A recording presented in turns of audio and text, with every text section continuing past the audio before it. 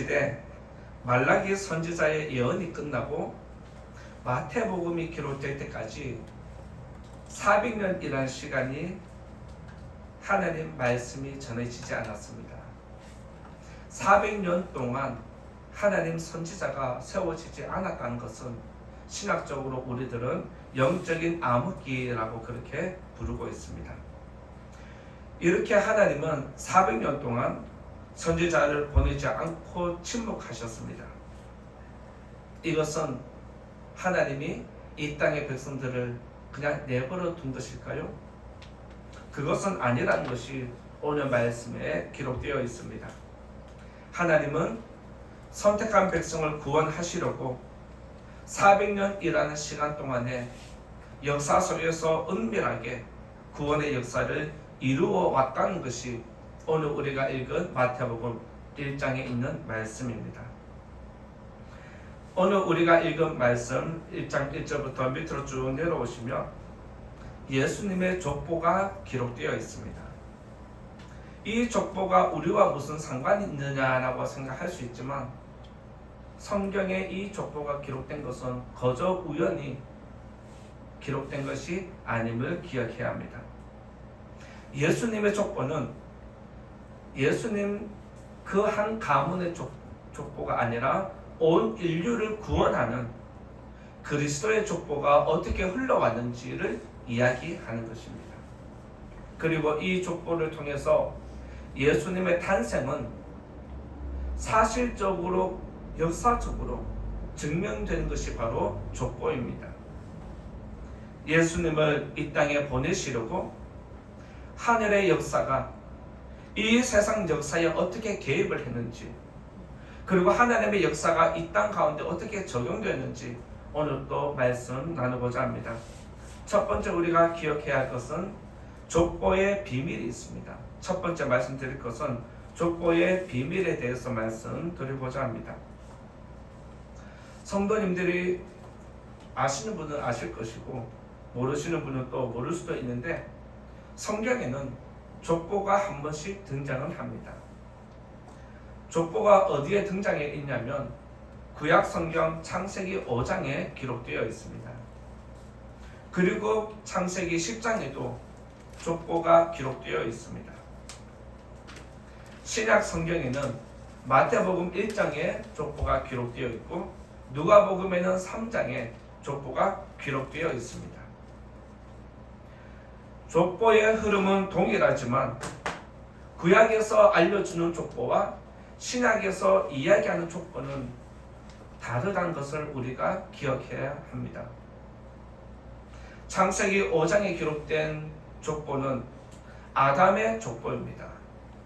아담이 이 땅에 나타나서 그의 자손들이 어떻게 이 땅에 채워지는지를 알려주는데 아담의 족보의 후손들은 전부 다 하나같이 자녀를 낳고 죽었다라는 단어로 끝을 맺고 있습니다. 그런데 창세기 10장에 있는 노아의 족보는 죽었다는 단어가 사라져 있습니다. 자녀를 낳았다라고만 하고 죽었다라는 단어는 기록하지 않습니다. 왜 그러냐면 노아의 족보를 통해서 아브라함으로 자연스럽게 연결이 되는데 바로 믿음의 계보가 노아를 통해서 새롭게 재창조된 족보로 흘러가는 것이 기록되어 있습니다. 그래서 하나님은 노아의 족보를 통해서 아브라함으로 믿음이 흘러가게 하고 아브라함을 통해서 그의 후손들에게 계속해서 족보가 흘러가는데 그의 자손들은 죽었다는 단어가 없다는 사실입니다. 그리고 오늘 우리가 읽은 마태복음에도 낳았다라는 단어는 있습니다. 누가 누구를 낳고 누가 누구를 낳고 낳았다는 단어는 있는데 죽었다는 단어는 한 번도 기록되어 있지 않습니다. 마태가 왜 이렇게 낳았다라는 이야기만 하고 죽었다는 이야기를 하지 않을까요? 믿음의 사람은 죽어도 죽는 게 아니라는 것입니다. 믿으시기 바랍니다. 예수님도 살아서 나를 믿는 자는 영원히 살고 죽어서 믿는 자는 또 살 것이다 라고 우리들에게 말씀을 주셨습니다. 마태는 오늘 마태복음 1장에서 영원한 생명이 우리에게 어떻게 나타나는지 아브라함과 다윗의 자손 예수 그리스도에게서 시작되었다. 우리의 영생은 아브라함과 다윗과 예수를 통해서 흘러왔다라고 분명히 밝히고 있습니다. 그리고 누가는 우리의 영원한 생명이 어디서 왔냐면 밑에서부터 누가 아버지고 계속 조상을 찾아 올라가서 하나님으로 끝을 맺고 있습니다. 마태는 아브라함부터 밑으로 내려와서 영원한 생명이 우리에게 왔다라고 이야기를 하고, 누가는 우리의 영원한 생명은 위로 거슬러 올라가서 하나님에게서 우리에게 영원한 생명이 왔다고 기록을 하고 있습니다.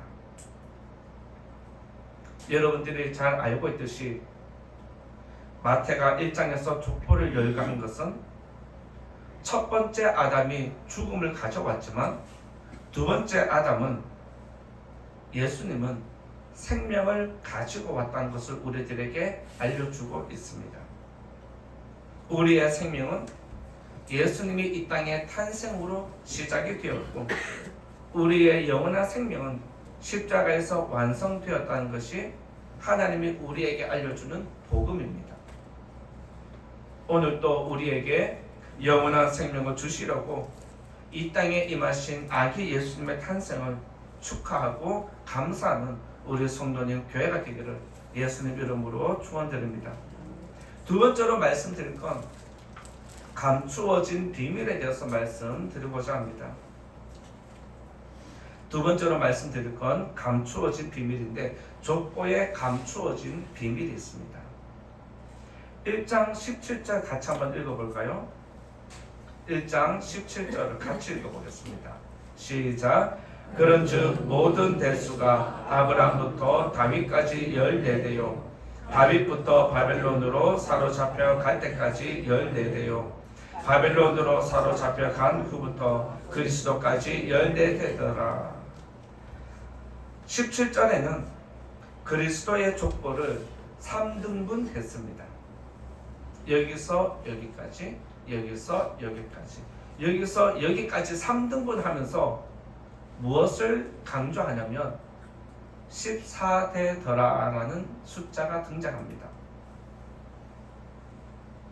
여기서 14를 3번을 묶었는데 14에는 어떠한 의미가 담겨 있습니다. 다윗부터 아브라함부터 계속해서 쭉 내려오면 사실 14 자손이 더 많이 있습니다. 그런데 오늘 마태는 14라는 숫자를 이야기하면서 중간에 사람들을 빼버렸습니다. 왜 뺐을까요?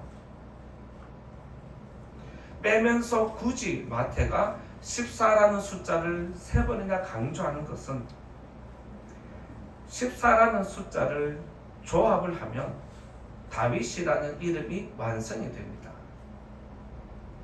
우리가 기역, 니은, 디귿, 리을, 미음, 비읍 이렇게 자음이 있잖아요.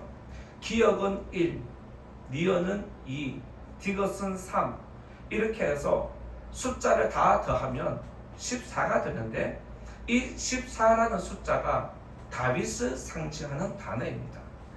그래서 당시의 유대인들은 다윗을 표현할 때 14라는 숫자를 적으면 모든 사람들이 저거 다윗을 표시하는구나 라고 인정할 수 있을 정도로 14라는 숫자는 유대인들에게 익숙한 단어입니다. 그래서 마태는 족보를 열거하면서 3등분 할 때 뺄 사람 빼면서 14대라고 그렇게 기록을 한 이유가 있습니다. 그리고 14라는 숫자를 3번 반복한 것은 역사의 주관자이신 하나님이 그들의 가문을 계속해서 지켜주셨다는 게 역사적인 측면입니다. 이처럼 예수님은 다윗의 혈통을 이은 분으로 왕권을 가지고 탄생하셨다라는 것이 마태가 우리들에게 알려주는 것입니다. 즉 다윗의 자손 예수님은 왕으로 이 땅에 탄생하셨다라는 것이 가르쳐주는 내용입니다. 그리고 여러분들이 마태복음 1장을 읽어보면 발견할 수도 있고 발견 못할 수도 있습니다. 여기 안에는 부끄러운 이야기가 또 담겨 있습니다. 족보에는 남자만 기록을 하는 게 보통 그 가문의 모습을 띠는데 오늘 여기 족보에 보면 부끄러운 사람 5명이 기록되어 있습니다. 그 5명은 예수님의 족보에 이름 올리면 부끄러운 단어들입니다. 오히려 예수님의 족보에 그리스도의 족보에 들어가지 않아도 되는 사람이 굳이 들어가 있는 이유가 있다는 것을 기억해야 됩니다. 마태는 이 5명은 부끄러운 사람이 아니라 오히려 하나님의 선택을 받은 백성이라고 알려주는 내용입니다. 여기 등장하는 여인의 공통점은 자랑할 것이 전혀 없는 부끄러운 여인들입니다. 이들은 모두 다 낮고 천하고 무시당한 사람들이었습니다. 두 사람은 자기 몸을 팔았던 사람이고 두 사람은 이방 사람이었고 한 사람은 처녀의 몸으로 아기를 가진 것이 여기에 기록되어 있습니다. 5 여인은 사람의 눈으로 볼 때 부끄러운 것이 사실이지만 마태가 굳이 부끄러운 이 사람들을 족보에다가 넣어둔 것은 복음의 위대함이 여기에서 시작되었다는 것 또한 가르침을 주는 것입니다. 하나님은 연약한 자들을 통해서 예수님의 탄생을 위대하게 만들어냈습니다. 마태가 소개한 5 여인은 하나님께서 인정해주는 믿음의 사람이었다는 걸 기억하셔야 합니다. 첫 번째로 예수님이 그를 인정하고 하나님이 그를 족보에 올려준 사람이 누가 있냐면 1장 3절에 보면 다말이라는 여인이 등장합니다. 1장 3절에 다말이라는 단어가 보이십니까? 다말이 누구일까요? 다말은 유다의 자부입니다. 다말은 유다의 큰 아들에게 시집을 갔어요. 그런데 그 아들이 자녀 없이 죽습니다. 이스라엘의 수혼법이 있는데 수혼법을 따라서 형이 자녀 없이 죽으면 동생이 형의 씨를 이어야 하기 때문에 둘째 아들이 형수와 동거를 하게 됩니다. 그래서 거기서 자녀가 나오면 그 자녀는 첫째 아들의 장자의 명분을 가져가는 것입니다. 그런데 둘째가 그렇게 하려고 했는데 둘째도 다말과 동침했는데 자녀 없이 또 죽어버렸습니다. 유다의 입장에서 볼 때 내 첫째 아들이 죽었고 둘째 아들이 죽었고 이제 마지막 남은 아들 셋째가 있는데 이 셋째 아들을 다말에게 주고 싶겠냐는 거예요. 그래서 유다는 이런저런 핑계를 대면서 셋째 아들을 다말에게 주지 않았습니다. 그래서 다말이 내가 반드시 자녀를 낳겠다라는 이런 각오를 가지는데 창녀의 옷을 입고 변장해서 자기 시아버지와 유다와 동침을 합니다. 시아버지와의 관계 속에서 낳은 아들이 바로 이 족보에 등장하는데 그 어머니가 다말입니다. 이 정도쯤이면 어느 누가 자기 족보에 이런 여인을 올리겠습니까? 그런데 하나님은 그를 통해서 예수 그리스도가 탄생하도록 만드셨습니다. 그리고 두 번째 등장하는 여인이 있는데 5절에 보면 라합이 있고 룻이 등장합니다. 5절에 보면 라합이라는 여인이 등장하고 룻이라는 여인이 또 등장합니다. 라합은 또 누구입니까? 여리고성에서 몸을 팔던 창녀입니다. 그런데 그가 가나안 땅에 정탐을 하러 온 두 사람을 숨겨줍니다. 그리고 그 여인은 그 가정 전체가 구원을 얻습니다. 그때 이 라합이라는 여인이 두 정탐꾼에게 하는 이야기가 있습니다. 지금까지 당신들이 애굽에서 벗어나 광야 생활하는 모든 것들, 애굽에서 이루어진 10가지 기적들 내가 들었는데 당신의 하나님이 진짜 하나님이다. 이런 고백을 라합이 합니다. 그래서 이 라합은 하나님의 가문에 들어오는 영광을 얻습니다.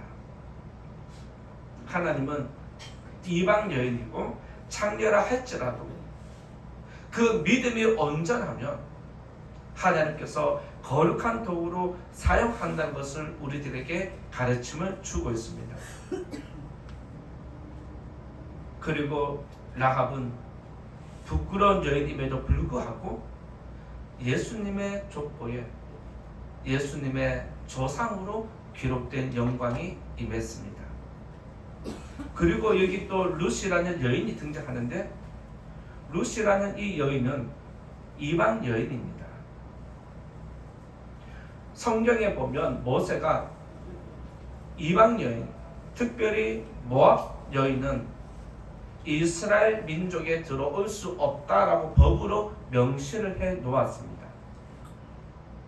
그런데 룻은 자기 시어머니 나오미를 따라서 베들레헴으로 돌아와서 하나님을 섬기는 자녀가 됩니다.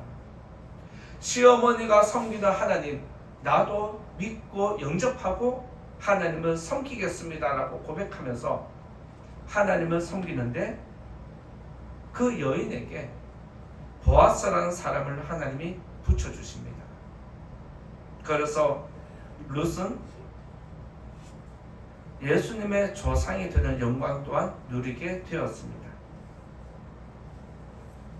성경이 두 명의 이방 여인은 그것도 이스라엘 민족에 들어올 수 없는 사람들을 족보에다가 정확하게 그 이름을 집어넣은 것은 예수님의 탄생은 선택받은 이스라엘 백성뿐만 아니라 온 세계 이방 사람들까지 구원의 반열에 포함시켰다는 것을 이야기하는 것입니다.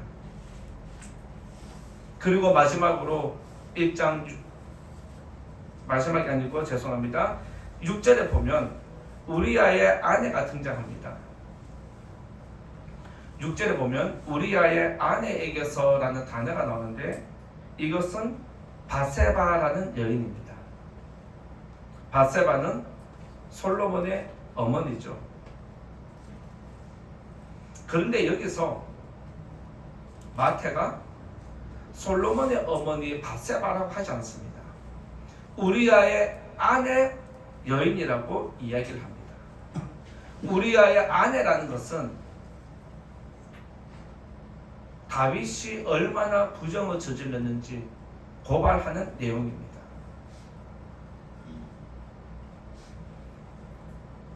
유대인들이 존경하는 다윗 왕은 마태는 다윗 왕이 죄를 지으면서까지 우리아의 아내를 가졌다는 그 수치스러움을 그대로 드러내고 있습니다.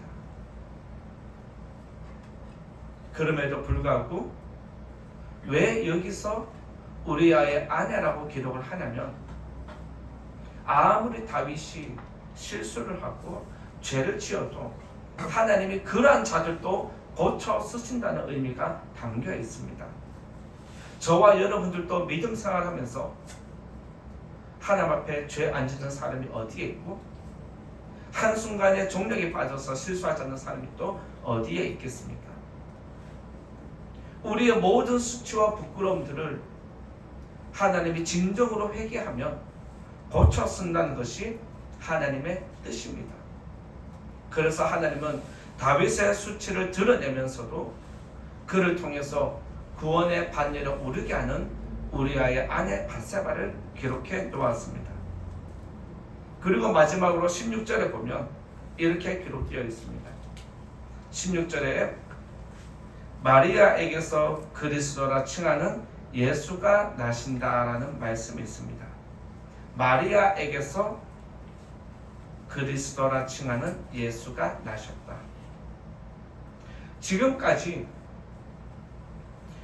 1절부터 15절까지 성경을 쭉 읽어 내려오면 남자가 자녀를 낳은 것으로 기록을 합니다. 남자가 자녀를 낳은 것으로 표현을 합니다. 누가 누구를 낳고 누가 누구를 낳고. 근데 남자가 자녀를 낳습니까? 아니죠. 여인이 자녀를 낳죠. 그런데 남자가 자녀를 낳는 것은 족보의 남성을 머리로서 인정해 주는 것입니다. 그런데 여기 16절에서는 마리아에게서 그리스도가 나타난다라고 이야기를 하고 있습니다. 만약 지금까지 예수님의 탄생을 이야기한다면 요셉에게서 예수가 나타났다, 탄생했다라고 해야 되는데 마리아에게서 예수가 탄생했다라고 기록을 합니다. 왜 그럴까요? 요셉에게서 예수가 탄생한 게 아니라 마리아에게서 예수가 탄생했다라고 기록하는 것은 예수님은 요셉의 아들이 아니라는 겁니다. 즉 무슨 말이냐? 사람의 아들이 아니라는 것입니다. 예수님은 동정녀 탄생으로 이 땅에 나셨다라고, 사람과 사람의 관계 속에서 예수가 태어난 게 아니라는 것을 드러내는 이야기입니다. 마태는 족보를 소중하게 여기는 백성들에게 예수님은 아브라함과 다윗의 자손이며 예수가 그리스도가 되신다라고 우리들에게 가르침을 주고 있습니다.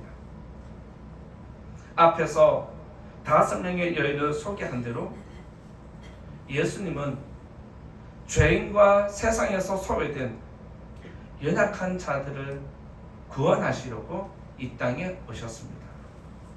그리고 온 인류의 구주가 되시려고 이 땅에 임하셨습니다. 따라서 이 자리에 계신 성도님들, 예수님은 저와 여러분을 위해 이 땅에 오셨고 또 온 인류를 위해서 이 땅에 오신 구주임을 믿으시기 바랍니다. 우리가 읽진 않았지만 1장 2절부터 15절까지 쭉 읽어 내려오면 누가 누구를 낳고 누가 누구를 낳고 낳았다라는 단어가 계속 반복이 되고 16절에서는 나시니라라고 그렇게 다르게 또 표현을 하고 있습니다. 누가 누구를 낳았다라는 단어는 총 39번이 반복되어 있습니다.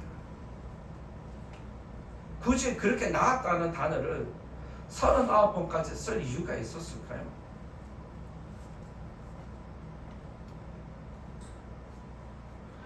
여기서 마태가 39번이라는 낳았다라는 단어를 반복해서 이야기하는 것은 예수님이 이 땅에 태어날 때까지 몇천 년의 시간 동안 하나님이 그의 가문을 계속해서 지켜주셨다는 것이 역사에 들어가 있습니다.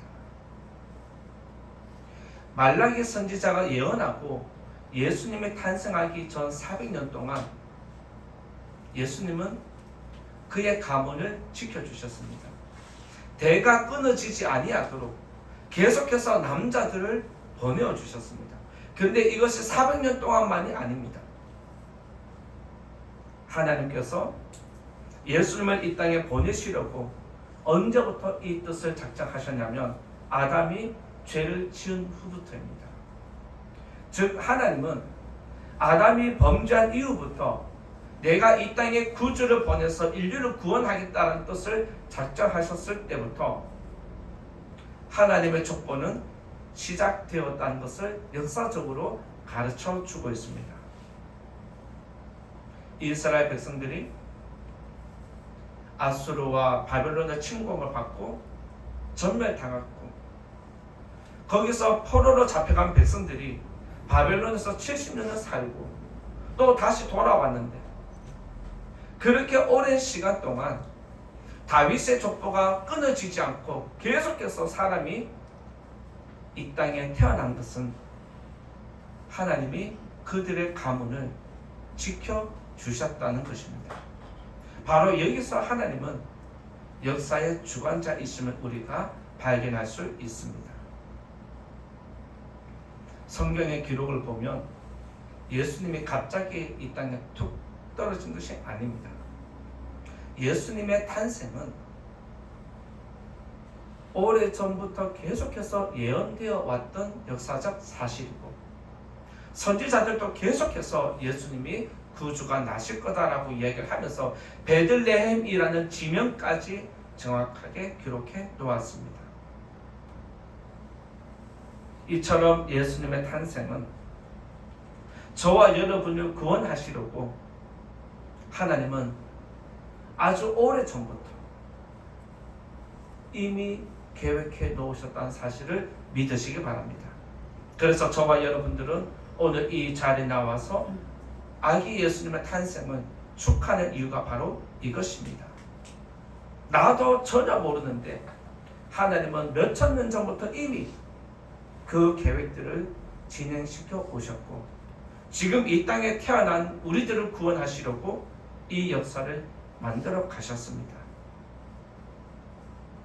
따라서 저와 여러분들을 구원하시려고 이 땅에 임하시고 인류를 구원해내시는 하나님의 계획을 함께 예배하는 저와 여러분 될 수 있기 바랍니다. 예수님의 족보는 사람의 족보가 아니라 그리스도의 족보임을 기억하시고 인간의 역사 속에 개입되어 있는 하나님의 역사를 발견하는 우리 성도님 되시기 바랍니다. 이제 결론의 말씀 드리고자 합니다.